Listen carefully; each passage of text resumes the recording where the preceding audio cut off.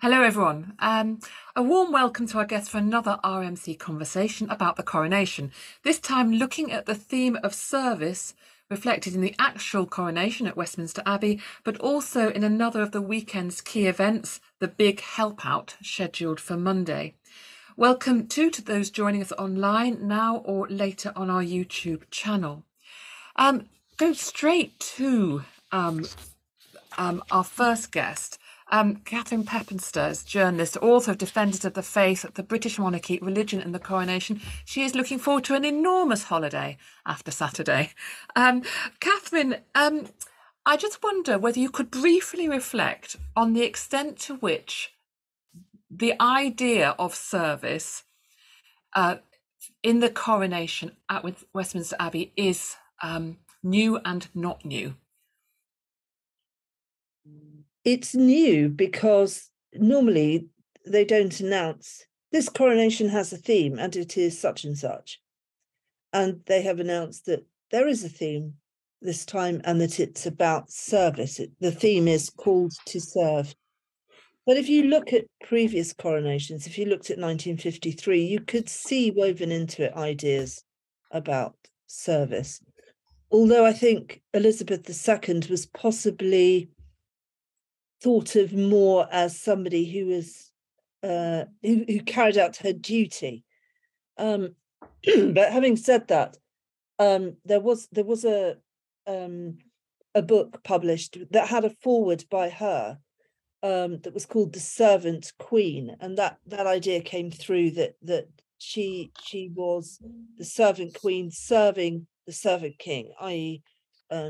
Jesus Christ. So it's been around for a while, and it's writ large in this one because they are asking the king to say various things himself, which we normally don't have, which are about service, and the readings that will be used also highlight service. And you've got that moment at the beginning, haven't you, when the king comes in and a chorister says something to him, and just tell us what's going to happen there. Yes, so they've asked a chorister to step forward. They've chosen this chorister because they think he's going to be the youngest person in the abbey, and so they want to represent young people, and he will welcome the king, and then the king comes in and says to him, I come not to be served but to serve, using the words of Jesus Christ that are recorded in the Gospels. And then sometime after that, the king will say a prayer. This is again an innovation, that the king will say a prayer, the monarch will say a prayer out loud, effectively to the congregation and those watching at home. And that also will be about service. Thank you. Zaki Cooper, you are the co-founder of Integra, a communications consultancy. Zaki Cooper, you're the co-founder of Integra, a communications consultancy working on the Big Help Out, and you previously have worked for the royal household and for the former Chief Rabbi Lord Sachs. So this idea of the Big Help Out, it's a conscious attempt, isn't it, to sort of unite different kinds of service into this overall theme? It is, absolutely. I mean, service, as Catherine said, is front of and centre of the coronation service itself at Westminster Abbey, but it's also relevant to the entire weekend. And I think one could see it as a fulfilment of the King's vision. I mean, going back to the King's very early sort of interventions in public life, we see him talking about the importance of volunteering and service. For example, he gave a speech in the House of Lords in 1975, talking about that very subject. And we know that the following year he set up the Prince's Trust, which is perhaps his biggest sort of charitable legacy, the charity that helps young people into employment or education. And again, service is at the sort of forefront of that. And then sort of jumping ahead to more recent years, we saw him set up an initiative called Step Up to Serve, which was all about encouraging young people to volunteer, and it morphed into something called the I Will campaign. So he has a long track record in this area, and it's no accident that the service should be, such a big theme of the coronation. And of course, it's so central to all the tenets and the social action performed by faith communities, sort of day in, day out, all over the country. Thanks, and we'll come back to talking about the big help out a little later. Dr. Hisham Helia, you're a fellow of Cambridge University Centre for Islamic Studies.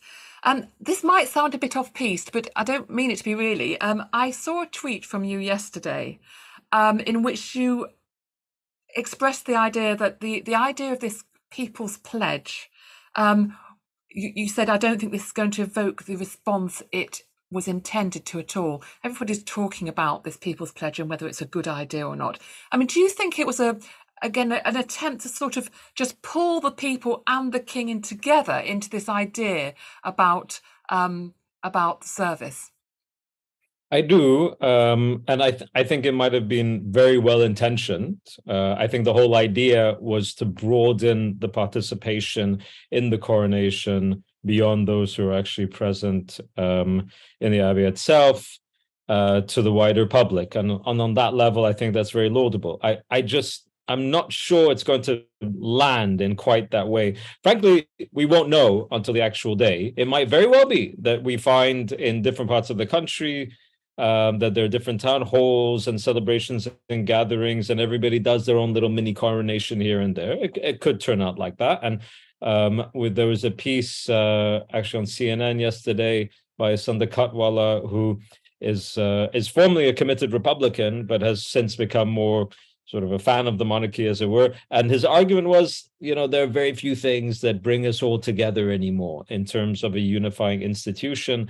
So on that level, as long as it doesn't make too much of a mess, then the monarchy can actually be quite useful. I'm summarizing in a very grotesque sort of fashion, I'm sure, Sundar's actual argument, but I think it's true that people do look for unifying institutions, and it could very well be that this turns out to be one of them.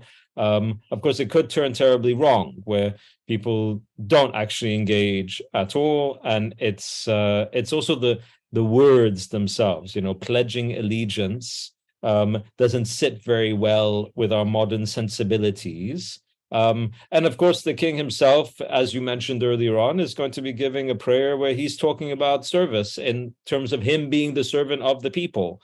And it's difficult to automatically rationalize that with a pledge of allegiance to the monarch. Thank you. Professor Abby Day, you're Professor of Race, Faith and Culture at Goldsmiths, University of London. You might have your thoughts about which groups the pledge will go down with and which not. But more broadly, Justin Welby was on Radio 4's Beyond Belief yesterday, and he was asked by Ali Maqbool about what the non-religious might get out of the coronation. And the answer he gave was, this is a commitment to service, and that's an inspiration for everyone. I wonder if you could sort of respond to that suggestion that everyone will be inspired by this commitment to service, and which groups might have some hesitations about it. Yes, well, I think it's very possible that people could be inspired to serve. It would have been better had that request to serve not been delivered by Charles. Throughout my interviews over the years, particularly with baby boomers, Generation Z, millennials, there's not much appetite for the monarchy anymore. The younger people, as the YouGov poll showed just the other day, 70% of people under 35 don't really put up with the monarchy. And also, I think the idea of service was somewhat tarnished by his brand, by Camilla. A lot of people I've talked to recently about this are absolutely shocked to hear that the £100 million bill for the coronation is being paid for by the public. I think their sense of service is that Charles should pay taxes. He and William, people say they own so much money. Why are we spending money on this? So, and also he's heading the Church of England, which has very little cultural capital anymore. 1% of the population may attend church regularly. And most people I've interviewed have no idea that this is a religious service. It has, as you know, no constitutional, no political, no legal bearing.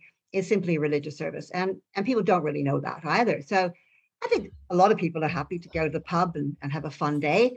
It really thought through the idea of allegiance as something probably that we British gave up in fiefdom times. But people will go and have a nice time and have a party. As I've looked around, of course, all the merchandise, there's nothing about religion. And this, the religion media center, I thought I would do a bit of research there. So there's nothing really about religion. only time anything religious came up in my recent interviews with people was when I asked people about how they felt about Charles as king and Camilla as queen, and quite often they said no. And somebody said that they really never forgave them for how they treated Diana. In their words, she was, quote, an angel. So the only religious terminology I heard was about the deceased Lady Diana, Princess Diana, as she was when she married Charles. And I think there's still a very strong residual effect of that. So even among the young people. Yes, well, they still certainly have the idea of the legacy of her and the idea of how badly she was treated by the adulterous couple. In their minds, this is immoral. And I don't think people have really forgotten that. They sort of go along with it. But overwhelmingly, probably the most important finding from the YouGov poll, very similar to what I find when I talk to people about religion, is they really just don't care. For most people, the monarch isn't even on the radar, just as for most young people, the Church of England isn't on the radar. So there's a wide indifference to religion and to the monarchy that may be slightly peaked at this time of coronation. But in general, as one young person said to me the other day, he doesn't affect our daily lives. So there's no sense that the monarch, apart from maybe the ability to draw in tourists, has any real impact on the beliefs of younger people. And Rosie, you asked me about non-religion. Do you want me to answer that now or come back? Well, very, very briefly, just to make the point, we might unpick it later. All right. Well, as you know, the last census showed that the fastest growing group of people talking about religion are people who have no religion. And that's very much a younger generation. And as the church is very much tied, he is, after all, Supreme Governor of the Church of England, then again, we would expect that to be loosening the kind of bonds between the people and the monarch as they are no longer seen as an important religious institution. Thank you. Caroline Deal, founder of, among other things, the Social Founder Network. I'm interested in this call to service and what the hope might be of how this service is sort of acted upon. I mean, the faith groups who are sort of central to the coronation are the big deliverers of charitable work in this country. But I mean, is that changing? Again, where are the non-religious in charitable initiatives? And is there a danger that in this sort of call out to service to faith groups, that those who are non-religious might sort of feel alienated? Yes, well, I'm a huge admirer of the volunteering work of faith groups, and they really have reached out across all our communities enormously and do amazing work. But I don't think they're the biggest deliverer of volunteering now. I think for decades, and especially since the pandemic, so much volunteering actually comes from the grassroots, not even through a big organized top-down scouts or NSPCC or anything like that. It's about, a lot of those volunteers that come through the NSPCC are fundraising volunteers actually who go and shake a can or turn up in a school and give a talk. The grassroots communities are holding our communities together, and they are the ones who really showed their, I wouldn't use the word service, but their commitment to our communities, to our people, to our society during the pandemic. They turned up and they fed the hungry, and they helped those in need. I think the word service is such a mistake. I think it's so outdated, and I think what would you prefer? I love the word together, which is being used a little bit in the big help out. I think if the king had done a call to say, we're going to bring people together, this is going to be the campaign for the next 10 years of my reign, we're going to bring people together, and I'm setting up a huge fund to support volunteers, because boy, do volunteers and the organizations they work with, lead, support, whatever, need cash as well. They're all desperate for a little bit of cash to rent a community center or to pay for an accountant for 2 days or whatever. If he was saying, let's all come together, let's really support each other, whether we're wealthy or whether we're poor or whether we're able-bodied or not able-bodied. That to me would be better. Can I just question what's the problem with the word service? Okay, I find from my research, and we've run at the Media Trust, we ran huge volunteering campaigns with the Cabinet Office, with the government. Actually, it was the Home Office at the time,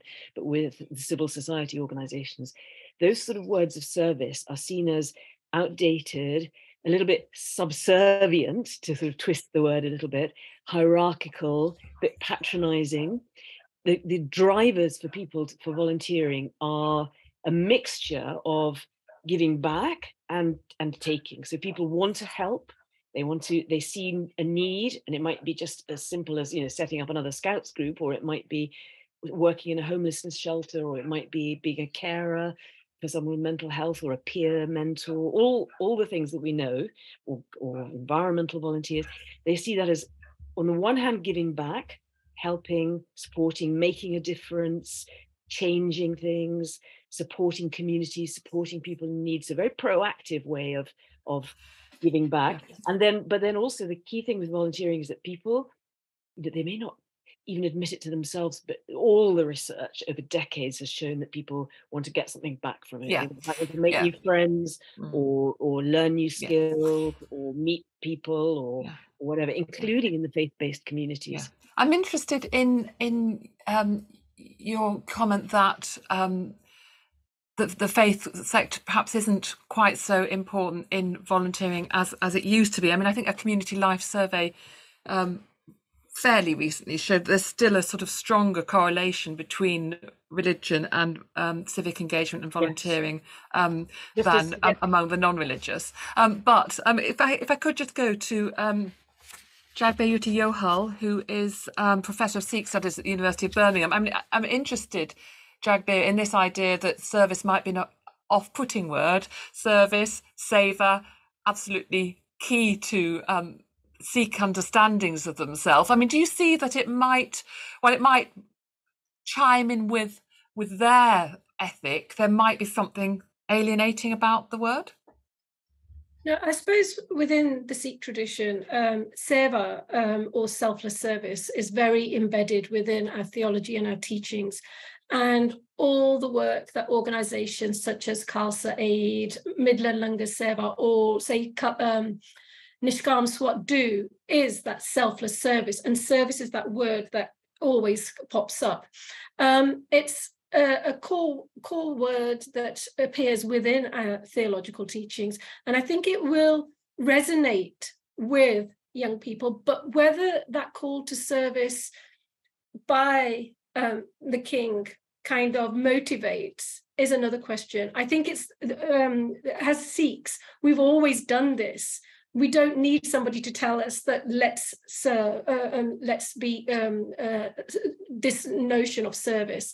So for us, there is that element of recognition that the king has done so much with reference to service, and Zaki has kind of outlined that.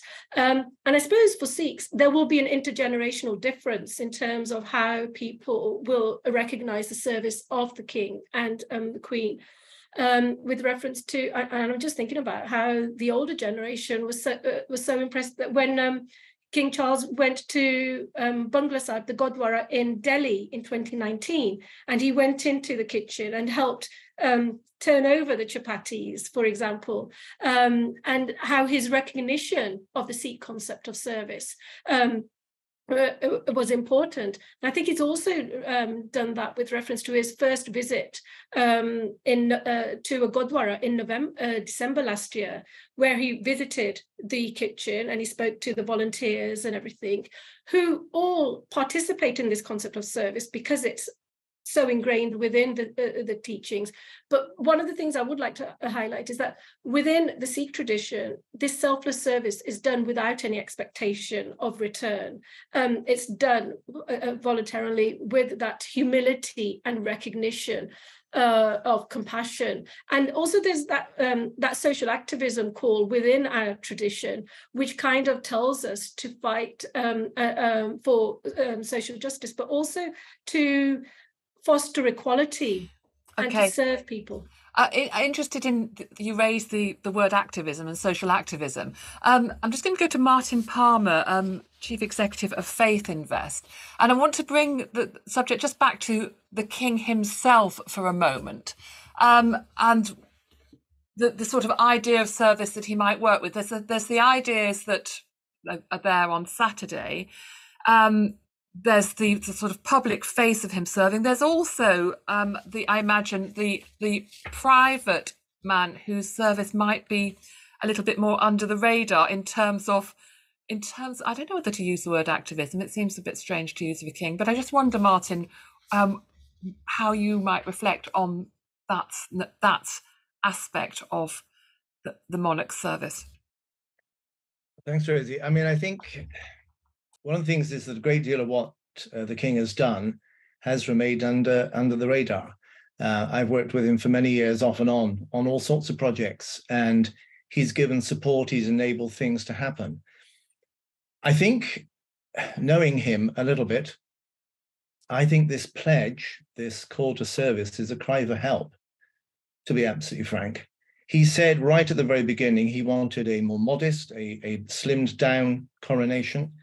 And I genuinely believe that's what he wanted. However, it's been taken over. It's been turned into this vast event costing 100 million. It raises all kinds of questions about quite what is this for. So I think at one level, you have a man who is somewhat trapped inside the institution and desperately wants to send a signal out that actually there's a real human being here who cares. But I agree a lot with the language that has been used, or the problem with the language that has been used to pledge and service. I think he also comes from an older generation, one that I identify with, where we use language in a very different way.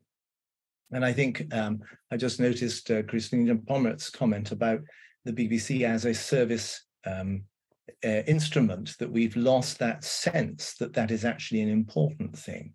So my sense is that you've got a man who genuinely, in the ways that he possibly can, and very quietly in many ways, has helped a huge amount of things to happen. He's trying to make sense of a religious teaching, and right from the beginning, I mean, if you go back to when the first coronation was written, 973, and performed in Bath Abbey by St. Dunstan and Edgar, they were wrestling with the fact that the Bible is very ambiguous about kings. Samuel, the great prophet, did not want the people to have one. He said, they're going to send your children into war, they're going to take your goods.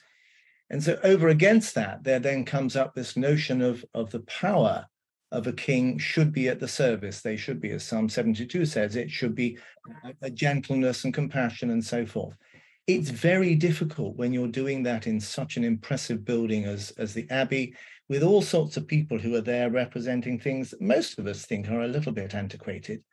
So I think the pledge, and I think I agree with Zaki, I think it's possibly not going to work terribly well.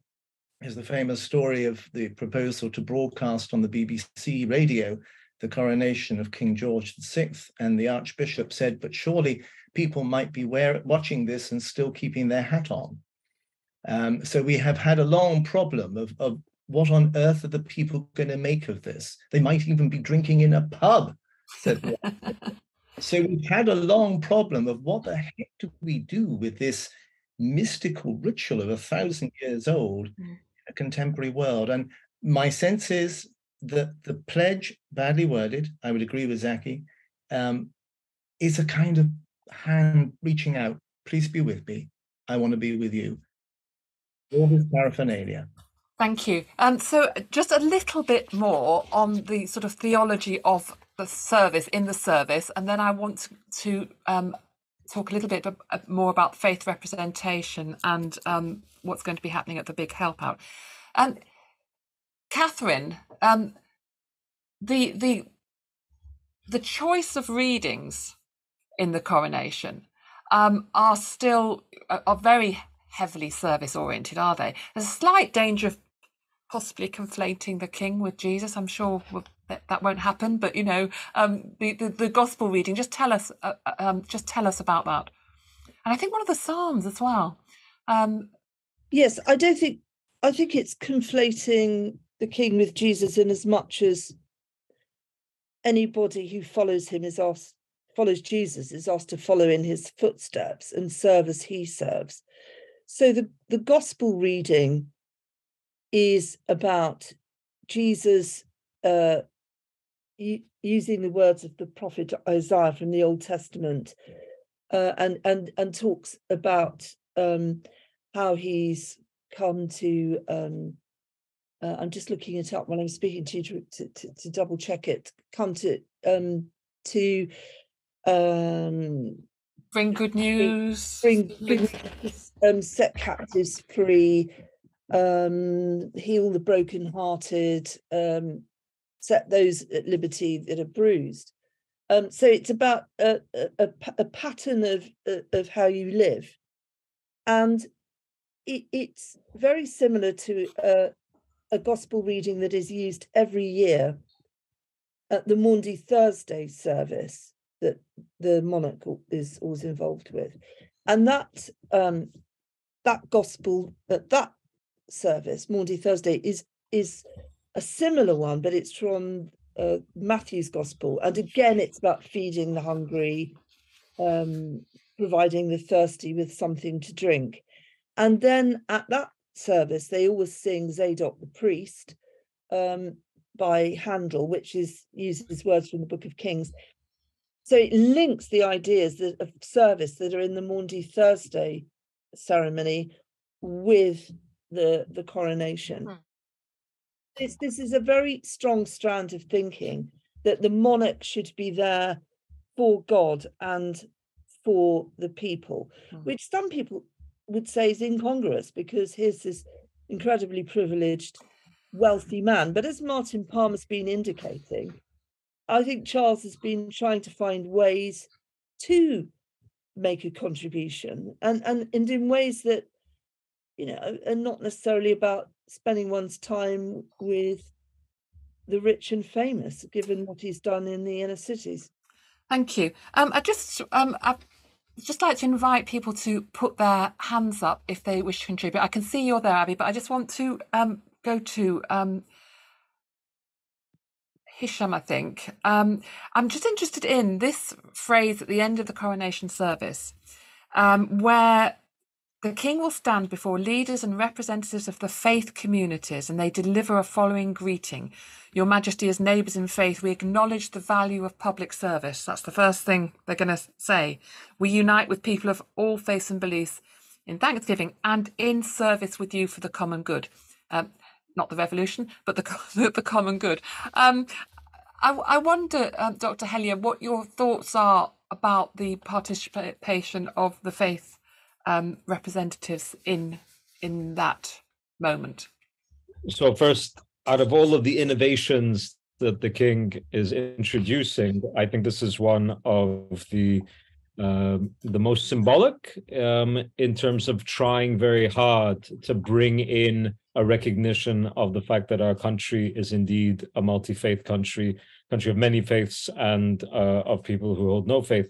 But there's something that bothers me about this particular part of the coronation because of how it's done.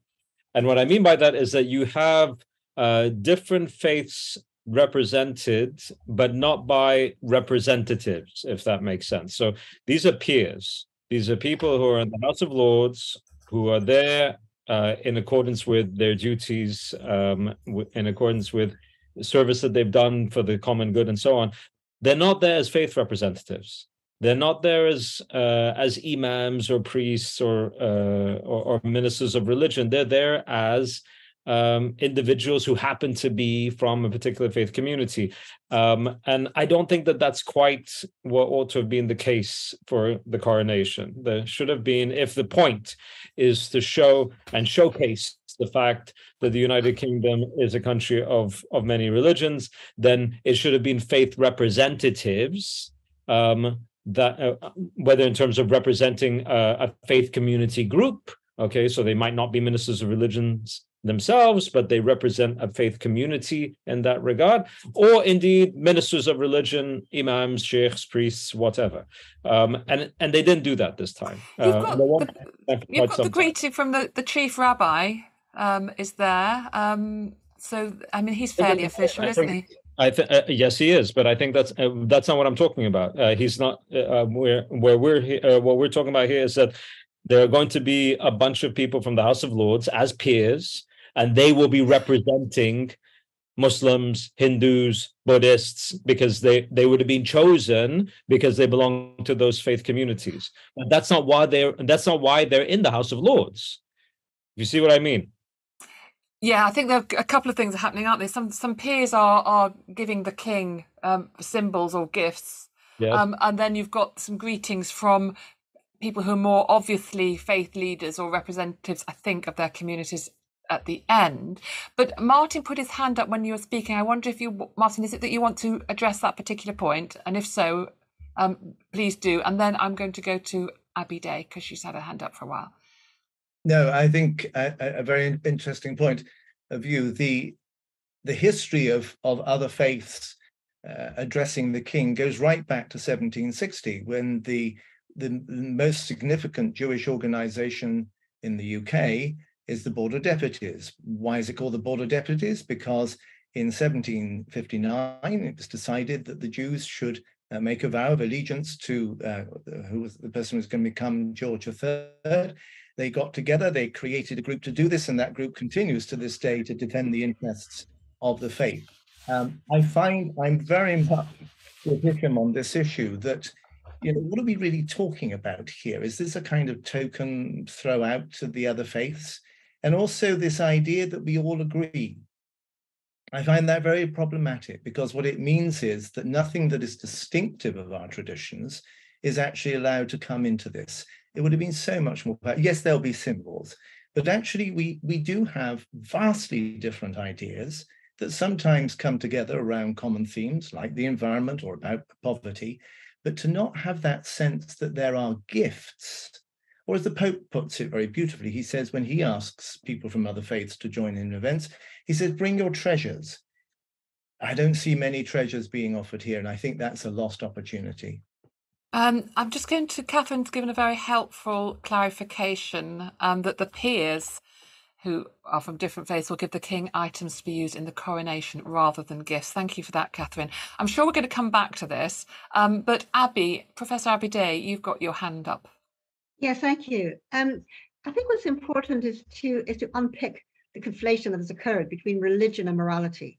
And this is something that comes through a great deal of my research, that people who have no religion are sometimes really incensed to think that if they were said to be of no religion, then they're thought to be immoral. And this is one of the pushbacks against religion, certainly against the Church of England from people.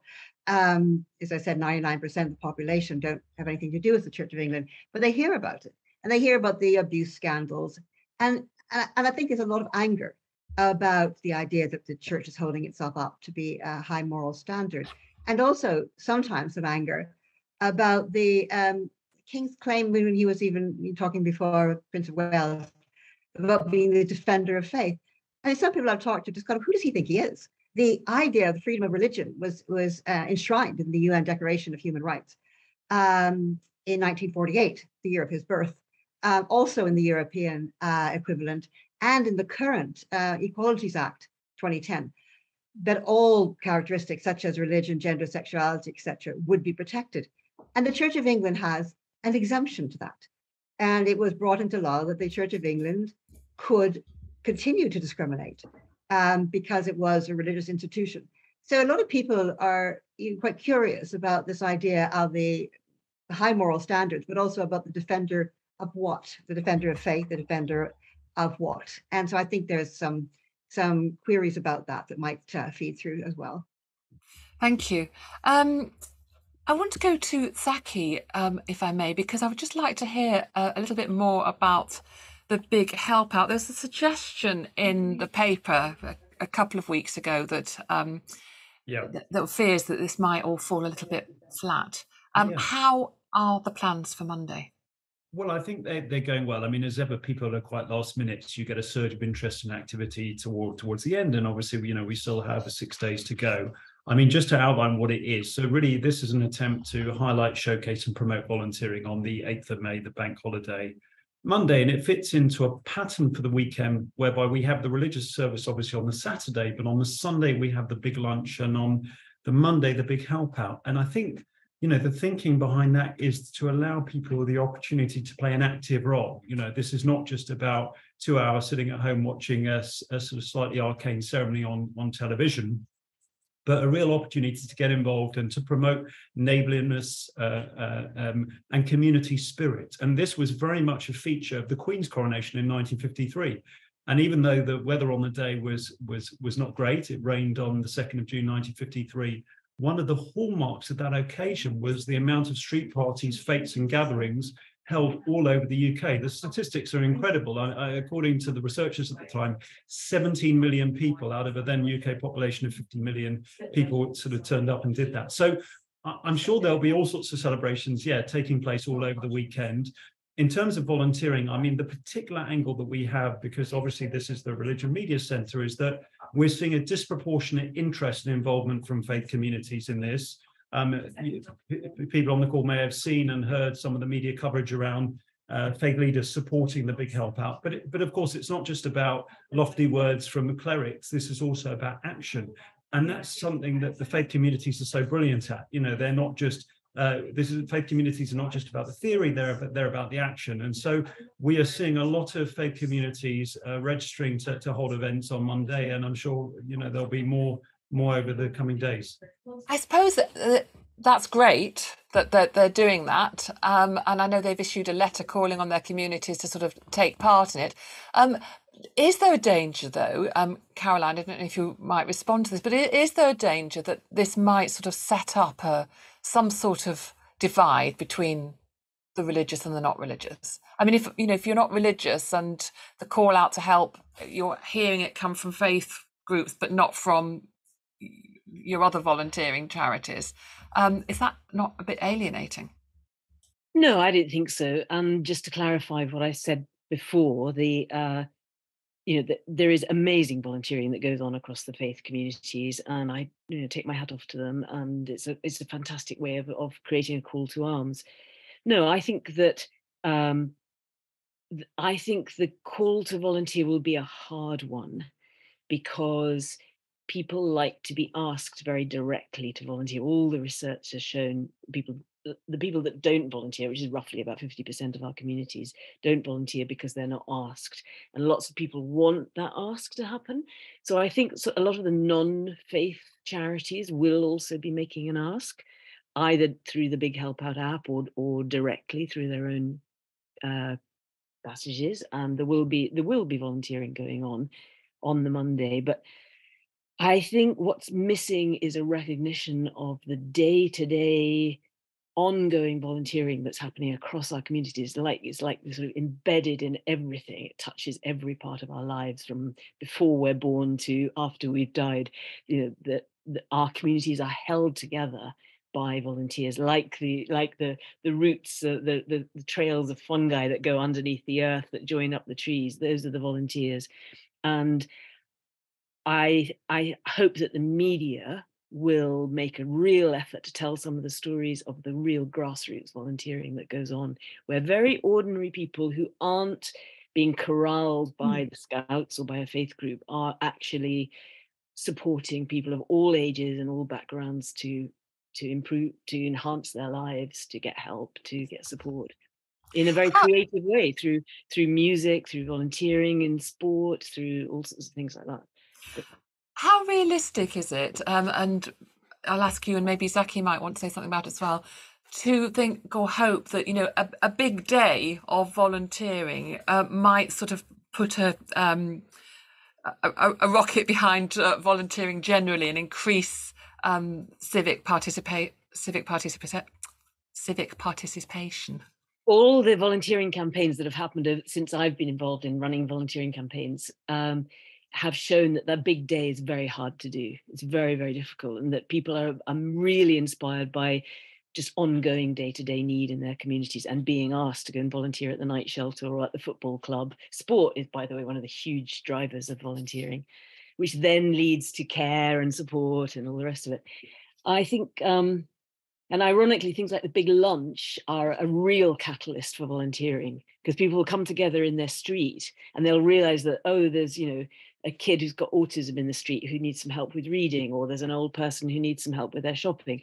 And so I suspect that the big lunch will actually, on the Sunday, will probably be a catalyst for more volunteering than the big help out. Having said that, every little bit helps. So I'm not saying we shouldn't be doing the big help out. I think hopefully the big help out can become a more an ongoing call to arms. I don't know if that's part of the plan, Zaki. I don't think it'll fall flat on its face. I think the numbers won't be huge, but they'll be big enough to create stories and to create momentum. And just don't use the S word, the service word. You know, it's lovely that it's about helping out. It's about, and that covers everything, as I said, from, you know, bit of environmental volunteering or sport or whatever. It takes time.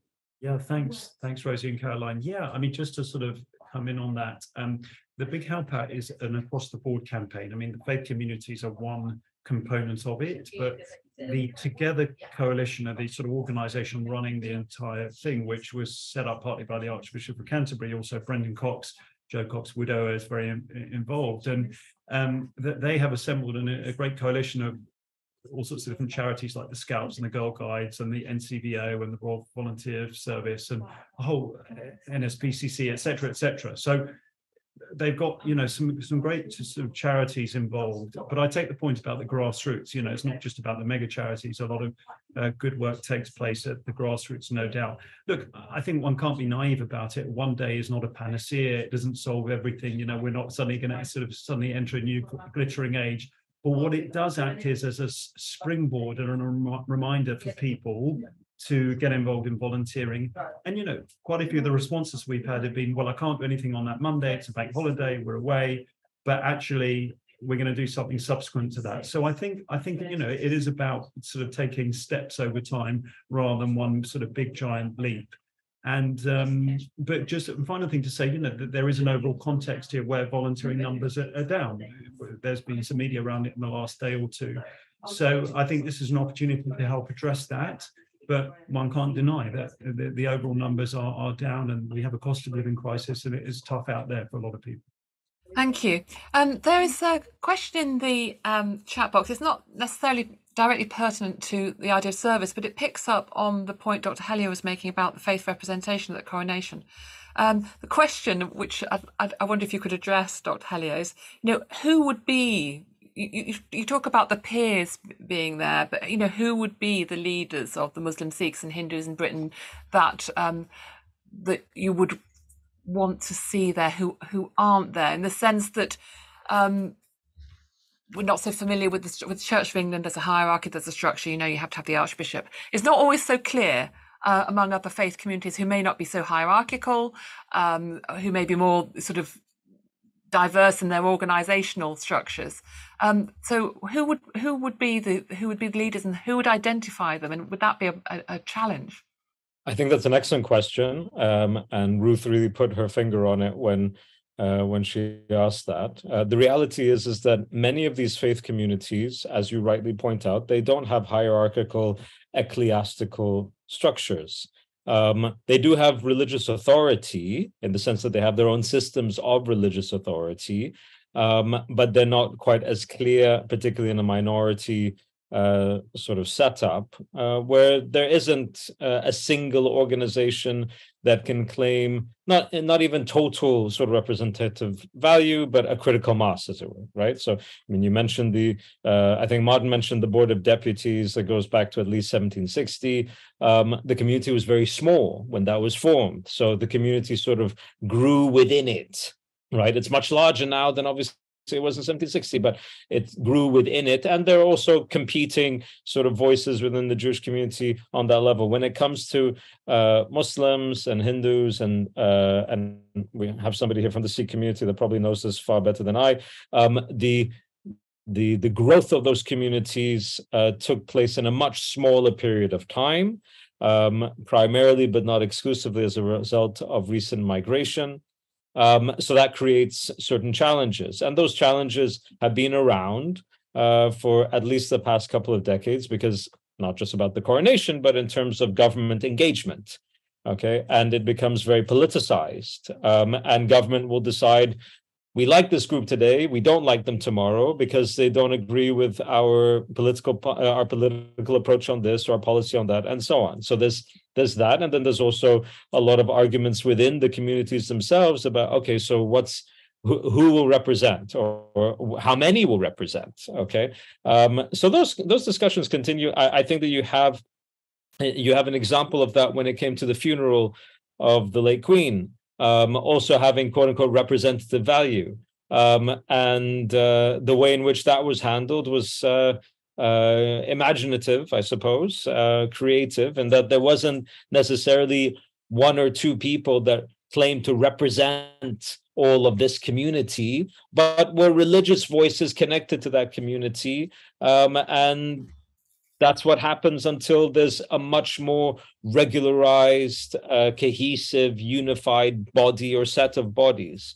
But I do think that there would have been better ways than this. And it might mean that for the future, frankly, and this has been discussed in church-state studies on this over the past couple of decades, why haven't there been religious figures from other faith groups appointed to the House of Lords, precisely because there are Anglican bishops? Yes, I think what's quite fascinating about this conversation is the kind of assumption that the Church of England is a united body that speaks only through the Archbishop of Canterbury, or indeed the Christianity in Britain, either through the Church of Scotland or through the Church of England, is summed up by them. I think we have a fundamental problem, which is that we have no real sense of who has the authority to speak except in a purely historic sense. And a lot of that sense of discord, for example, the Church of England or the Anglican Communion is breaking apart as we speak. There are large sections of it that do not recognize the Archbishop of Canterbury any longer. So I think we're working with this myth that if only all the faiths all agreed and everybody agreed with everybody else, we'd all be happy. Whereas in fact, the real truth is change happens because of diversity, not because of conformity. Yes, forgive me, I would never want to give the impression that I think the Church of England is united. Anyway, we've got just a few minutes left, and I wonder, I mean, quite apart from this being a moment for the nations, it is a global spectacle. And I wonder what you think the world watching will take away in their view of Britain, and how accurate a representation that might be. And I don't know if you could have very, very short answers to this, because I'd quite like to hear from you all on this. Abby? Yes, one thing that people have told me that they would go along with the monarchy about is if it raises income by bringing in tourists. So I think most people will look at England and think, oh, look at the pageantry, isn't that lovely? I think it's a bit of a special opportunity for the country to have this, platform on the world stage. I mean, we're going to have representatives from 203 nations, I think, there, and it's going to be broadcast all over the world. There are not that many other countries who have an equivalent event they can project in a global way. So I think it's a unique and special opportunity, and obviously we should make the most of it.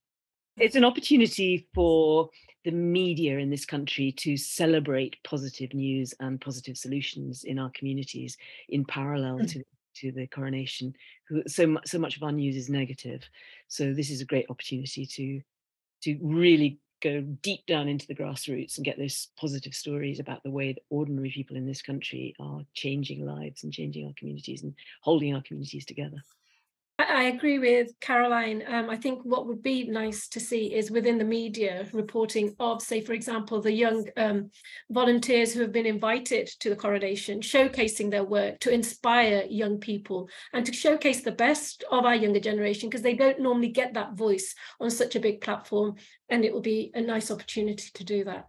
I think it'll be a missed opportunity for all of us if we don't find some way to bring people together, despite all of the limitations and the flaws that have been quite, I'm sure, correctly pointed out by many on this call. But I hope we're going to find that opportunity nonetheless.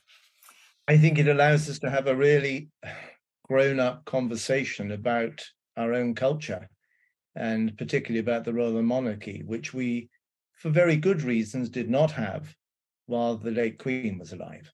And I think part of the problem for Charles is that an awful lot of stuff that couldn't be mentioned wasn't mentioned perhaps should have been mentioned, is now bubbling to the surface. And if we can honestly discuss the different opinions and the different ideas about who we are and what this symbolizes of us, if it symbolizes anything, I think that will be very cathartic.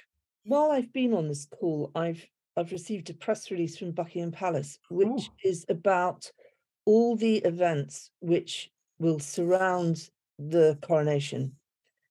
Dinners, lunches, receptions with people coming from abroad, you know, their government representatives, leaders from the heads of Commonwealth. This is being used by those who wanted to spend 100 million on it to exert a bit of royal glitter and soft power. That's an aspect of the coronation. That's what, you know, a lot of people, those kind of representatives, will take away from it when they go back home. You know, this moment where they will talk to British royal family, members of the British government. So it's being used in that way. It could be a shop window for Britain as a whole. If coverage looks at, you know, why there are guests from lots and lots of charities there, who the people are, why other faiths are involved. I think a problem that could come out of it is whether or not people who broadcast about it might communicate it as a kind of moment of showbiz. And I think the monarchy here, the British royal family, in some ways are seen as celebrities, and that is a bit of a problem for them. And you know, with the whole emphasis on Meghan and Harry, will they, won't they be there, or whatever, and Harry now turning up, I think that kind of, you know, they're just another kind of bunch of celebrities who provide us with some headlines. Is the risk for them that could be part of this. Thank you. Right, well, I think we're going to close now, unless anybody wants to put their hand up and tell me what they're doing that's really, really exciting on Coronation Day.